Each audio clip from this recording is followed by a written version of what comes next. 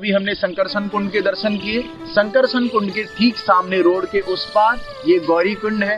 गौरी नाम से यह इंगित होता है पार्वती। तो यहाँ पर गोपियां, चंद्रावली राधा रानी की सखी, नियमित रूप से गौरी की पूजा करने आती थी। अभिमन्यु जो राधा रानी के पति हैं, उनको यह पता चला कि राधा और कृष्ण यहाँ पर बहुत मिलन करते हैं, तो क्यों ना कैसे भी करके मथुरा चले जाएं, जिससे कि कृष्ण राधा से नहीं मिल पाए। तो अभिमन्यु ने योजना बनाई और पौर्णमासी जो राधा रानी की दादी हैं, उनसे ब्लेसिंग्स मांगी, उनसे कृपा मांगी। लेकिन पौर्णमासी कहती हैं कि नहीं, ऐसा कुछ नहीं है, जो तुम सोच रहे हो वो गलत है।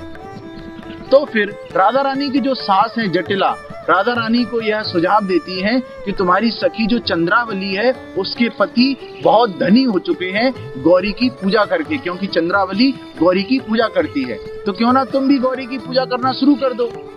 तो राधा रानी यहाँ पे गौरी की पूजा करने आने लगी और इस दौरान कृष्ण रास्ते में आ जाते हैं और राधा रानी का रास्ता रोक लेते हैं। तो राधा रानी उनको बहुत बुरा भला कहती हैं कृष्ण को।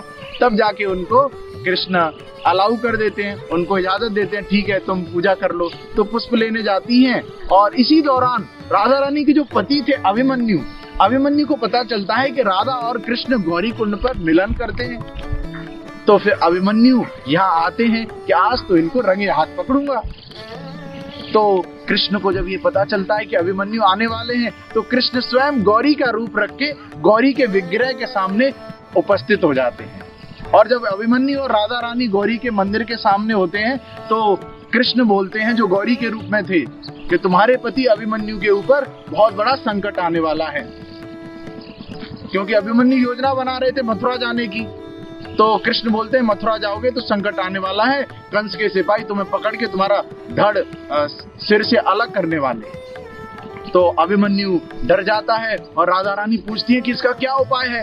तो कृष्ण जो गौरी के रूप में तो बोलते हैं कि तुम नियमित रूप से यहाँ पर आओ और मेरी पूजा करो, तो कुछ भी नहीं होगा और मथुरा जाने की जरूरत नहीं है। तो ये भगवान श्री कृष्ण की दिव्य लीलाएं हैं, जिससे कि वो राधा रानी नियमित रूप से वहां पर आ सकें और कृष्ण उनसे मिलन कर सकें। गौरी कुंड की जय। हरे कृष्णा।